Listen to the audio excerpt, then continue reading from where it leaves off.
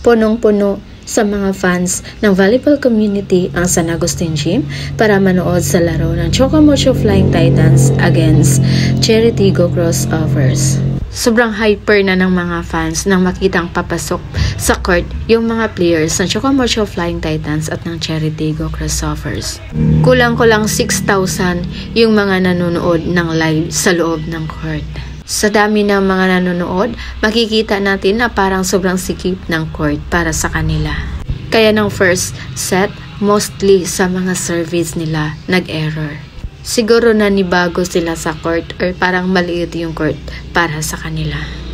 Pero wagi, ang Chocomocho Flying Titans sa set 1 sa score na 25-16.